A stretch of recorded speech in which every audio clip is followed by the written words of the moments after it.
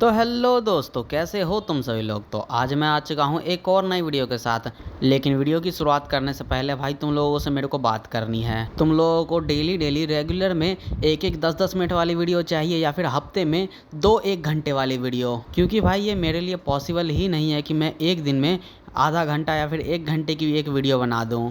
क्योंकि भाई एक वीडियो को रिकॉर्ड करने में मिनिमम से मिनिमम 3 से 4 घंटे लगते ही हैं, अगर वो 10-12 मिनट से ऊपर की बनती है तो इसीलिए भाई मैं कम्युनिटी पोस्ट पे एक ओपिनियन पोल अपलोड करूँगा। तो उसमें मेरे को कम से कम 500 वोट चाहिए ही चाहिए, अगर तुम लोगों को हफ्ते में 2-1 घंटे की वीडियो चाहिए तो। वरना ऐसे ही 10-10 मिनट की रोज़ रेगुलर वीडियो आती रहेगी। अब मेरा ऐसा करने का रीज़न भी सुन लो, क्योंकि भाई मैं 2 GB वाले फ़ोन में रिकॉर्ड करता हूँ। एक तो इसमें स्टोरेज की दिक्कत होती है, दूसरा ये लैग बहुत करता है। इसलिए भाई ये मेरे लिए पॉसिबल ही नहीं है कि मैं एक दिन में 3 से 4 वीडियो बना लूँ और उसको अपलोड भी करूँ। तो अब भाई बातचीत बहुत हो गई, तो अब हम आते हैं चैप्टर की तरफ। तो पिछले एपिसोड में तुम लोगों ने देखा था मुरीम अलायंस का जो स्पाई ऑर्गेनाइजेशन का लीडर होता है वो जो से मिलने के लिए आ रखा होता है, और थोड़ी देर बातचीत करने के बाद इनमें फाइट शुरू हो जाती है। फिर थोड़ी देर तक फाइट करने के बाद जो ने एक ब्लैक होल जैसा अटैक किया था, और उस ब्लैक होल वाले अटैक को देख करके लीडर ने स्वॉर्ड गॉड का नाम लिया था। फिर यहीं पर ही हमारा चैप्टर खत्म हो गया था।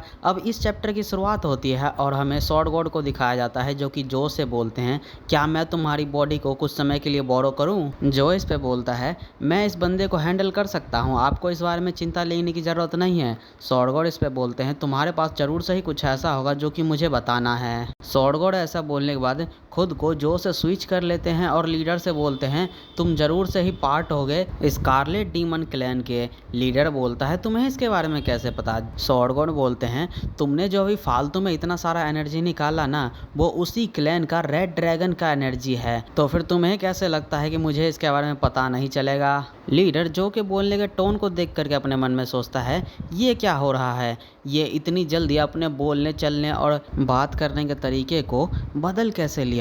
अब स्वॉर्ड गॉड बोलते हैं अब ये मेरे हाथ में जो स्वॉर्ड है वो एक भयानक सी तलवार बन चुकी है। स्वॉर्ड गॉड ऐसा बोलने के बाद उस तलवार में अपनी एनर्जी पोर करते हैं और एक जोर से स्ट्राइक मारते हैं, और उसी स्ट्राइक से वो जो पूरा छत होता है बीच से कट के ऊपर उड़ जाता है। स्वॉर्ड गॉड ये कारनामा करने के बाद लीडर से बोलते हैं अब चीज़ें कुछ ज़्यादा ही बोरिंग हो रही है, चलो फिर पॉइंट पे आते हैं। तुम्हारे मन में जितने भी क्वेश्चन मेरे रिलेटेड हैं वो सारे के सारे पूछो। लीडर बोलता है हैं क्या, कौन से क्वेश्चन। स्वॉर्ड गॉड बोलते हैं अच्छा ऐसी बात है क्या, चलो फिर मैं ही तुमसे क्वेश्चन पूछता हूँ, क्या तुम कमीने अभी भी हेवनली सेंट्रल थ्रोन और हेवनली डिवाइन थ्रोन को सर्व करते हो। लीडर जैसा ही डिवाइन थ्रोन का नाम सुनता है ये सीधे अपने घुटने पे आ जाता है। ये देख करके जो अपने मन में सोचता है डिवाइन थ्रोन, ये बंदा इस नाम को सुनते से ही इतना ज़्यादा कैसे घबरा गया कि ये डर से पूरी तरीके से कांपे जा रहा है। स्वॉर्ड गॉड ये देख करके बोलते हैं अब तुम्हें मुझे आंसर देने की भी ज़रूरत नहीं है,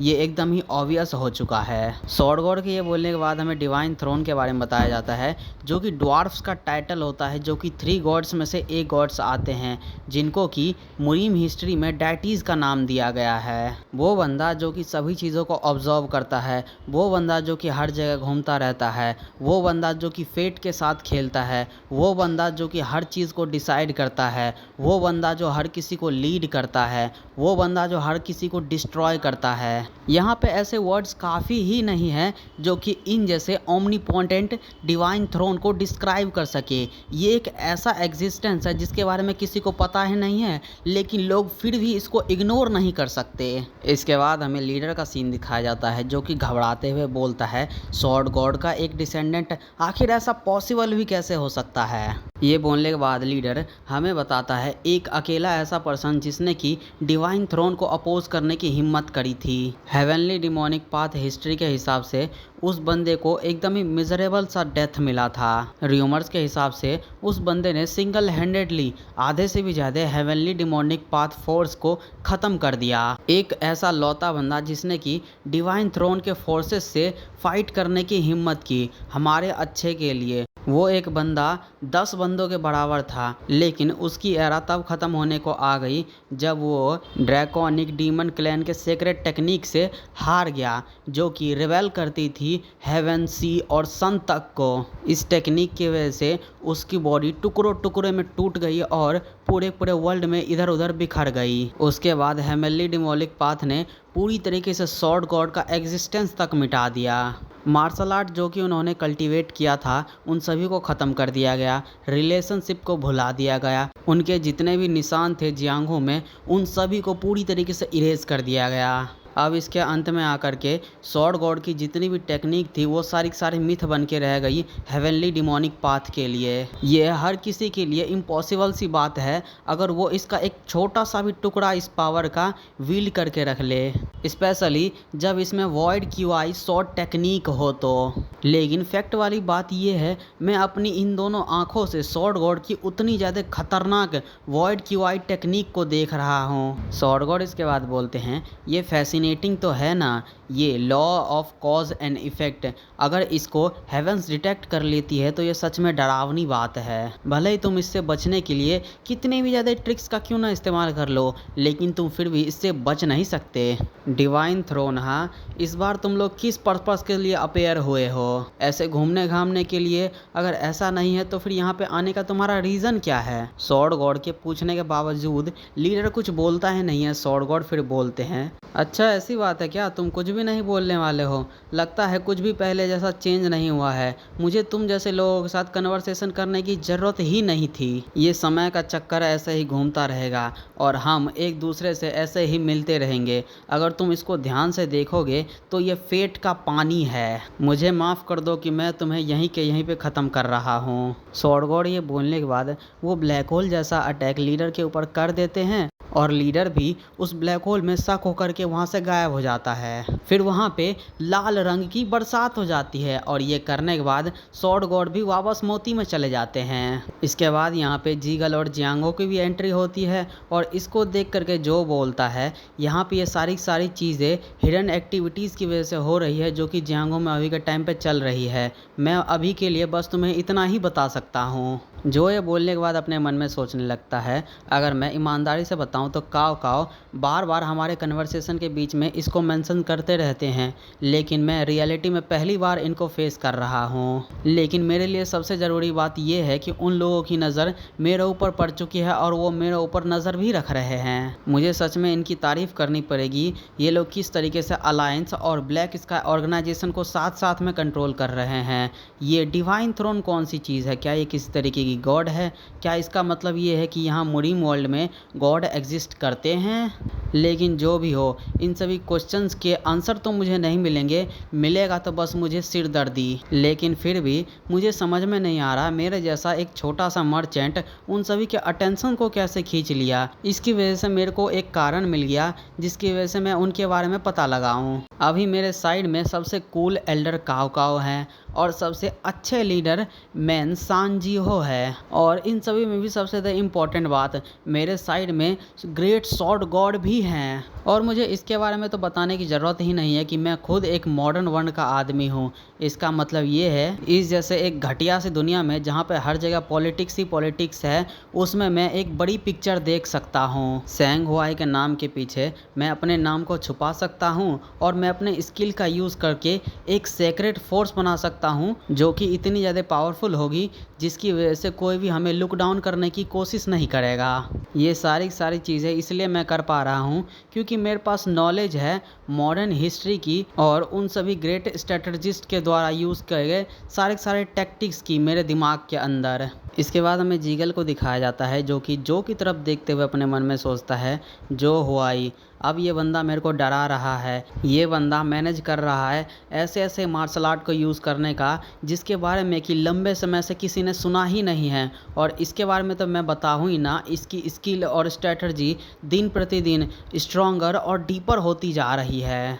अपनी खुद की आंखों से देखना वो सारी प्रोसेस को कि ये किस तरीके से ब्लैक स्काई ऑर्गेनाइजेशन को पूरी तरीके से बिना एफर्ट लगाए क्रश कर दिया, मुझे चिंता करने पे मजबूर कर रही है। क्या ये सच में एक ह्यूमन भी है? मुझे अब ना ही इसके बैड साइड में जाना है और ना ही इसका एनिमी बनना है। अगर कभी ऐसा होता है कि नैनगम क्लैन और जो क्लैन आपस में अपने रिश्ते को तोड़ देती है तो चीज़ें सच में बहुत ज़्यादा ही बेकार हो जाएंगी। जीगल के ये सोचने के बाद यहाँ पे इन तीनों की भी एंट्री होती है, जहाँ पे सांगरोक यहाँ की हालत देख करके बोलता है यहाँ पे आखिर हुआ क्या था। ई लोंग चलते हुए छत की तरफ देखता है और बोलता है सीलिंग को क्या हुआ, ये इस तरीके से टूटा हुआ क्यों है। ई लोंग अब चलते चलते लीडर के उसी लाल रंग के ऊपर पैर रख देता है और ये देखते ही चिल्लाते हुए बोलता है यहाँ पे इतना सारा लाल रंग गिराया किसने और ये किसका है। दूसरी तरफ जिन जैसे ही ये लाल रंग को देखती है वो तेजी में भागते हुए आती है और इसको उठा करके टेस्ट करती है। फिर टेस्ट करने के बाद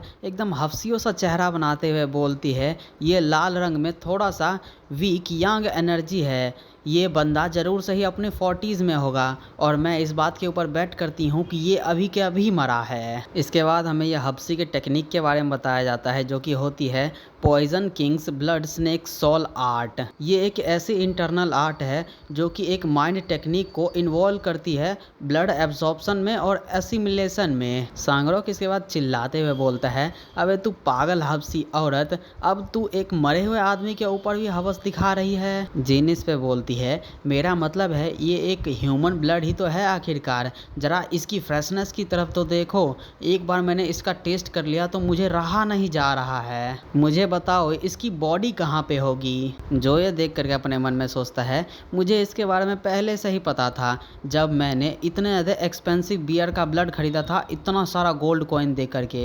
इसके बाद जिन को भाई एकदम इलेक्ट्रिक शॉक जैसा झटका लगता है, ये देख करके सांगरोक चिल्लाते हुए बोलता है अबे तू मेरे को गूज बम्स दिए जा रही है, ज़रा इस पागल औरत की तरफ देखो तो सही, एक बार इसने खून को स्मेल ही किया है और अभी से मेरे को ये क्रीप आउट करे जा रही है, अब देखो इसके साथ गलत क्या हो गया है। दूसरी तरफ जिन एकदम खुशी में बोल रही होती है ये पहली बार है मेरा जो कि मैं इतना ज़्यादा एक डेंस एसेंस वाले ब्लड को देख रही हूँ, ये किसका ब्लड है, उसका आखिर रियलम कितना था, मुझसे ये मत कहना कि वो फ्लेम रिटर्निंग लेवल पे था। जो इसकी हरकतों को देख करके अपने मन में सोचता है यही वो वजह है जिसकी वजह से मैं हेवेनली डिमोलिक पाथ के असैसिन्स को और पॉइजन किंग को ह्यूमन ब्लड को पीने के लिए मना करता हूँ, क्योंकि किसी ने भी अगर कोल्ड परफॉर्मेंट आर्ट को मास्टर कर लिया तो वो किसी मास्टर के ब्लड के ऊपर लस्ट दिखाने लगता है। जो ये सोचने के बाद बोलता है इसका टेस्ट सच में फैंटास्टिक होगा ना, तुम इस सारे के सारे ब्लड को पी सकती हो। जिन ये सुनते ही पागलों की तरह उस खून की तरफ बढ़ते हुए बोलती है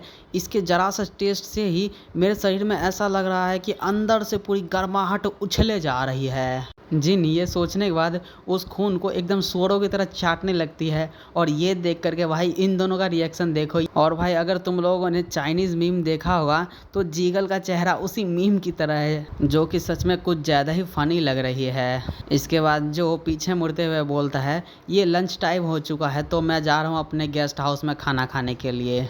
ये सुनते ही भाई सारे के सारे तेज़ी में भाग लेते हैं जिनको ऐसे ही छोड़ करके।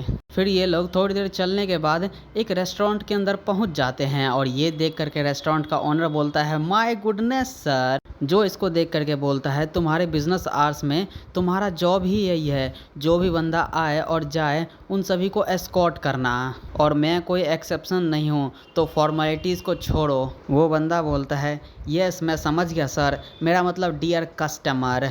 इसके बाद ये लोग रेस्टोरेंट के अंदर एक टेबल पे बैठ जाते हैं जहाँ पे ईलोंग बोल रहा होता है मैं कुछ पोर्क और बीफ खाने के लिए मरा जा रहा हूँ, लेकिन जो ऑर्डर करता है 6 बाउल प्लेन नूडल्स के और 3 शॉट हान बिंजू के। ईलोंग ये देख करके मुंह फुलाते हुए बोलता है मैं नूडल्स खा खा के थक चुका हूँ भाई, मेरे को कुछ नया खिला दे। जो इसके बाद यून की तरफ देखते हुए बोलता है अच्छा तो तुमने नया मास्क ले लिया, ये तुम पे बहुत ज़्यादा ही सूट कर रहा है तो फिर इसको उतारना मत कभी भी। यून भी बोलती है यस सर। जो बोलता है क्या तुमने उन सभी रूट को चेक कर लिया जहाँ पर कि हम मीटिंग करने वाले थे, क्या हम उसको एग्जीक्यूट कर सकते हैं। यून बोलती है मैंने चीफ जियांग के साथ मिलकर उन सभी 32 जगहों को विजिट किया है और सारे के सारे रास्तों को चेक कर लिया है, ये सच में इम्पॉसिबल है कि हम आधे जगह को भी कवर कर पाएँ। जो आधे से भी कम का नाम सुन के अपने मन में सोचता है इस रेट के हिसाब से मेरा प्लान तो पूरी तरीके से बर्बाद हो जाएगा, हम लोग इसके हिसाब से ग्लेशियर क्लिफ को तो इंक्लूड कर ही नहीं पाएंगे अपने प्लान में। हम सभी लोगों ने अपनी सारी उम्मीदों को सियोल ह्यून पे ही डाल रखा है और ये करके हमने बहुत सारे फंड को बचाया भी है। लेकिन मेरे पास एक ही रास्ता बचता है, मेरे आधे सीखे हुए आइस मार्शल आर्ट्स के इसका हेल्प करता रहूं। आइस को बनाने में ये कितनी सेम की बात है। ह्यून भी इस पे बोलती है मैं अपने ब्रदर की तरह हेवनली आइस स्पिरिट को यूज़ नहीं कर सकती।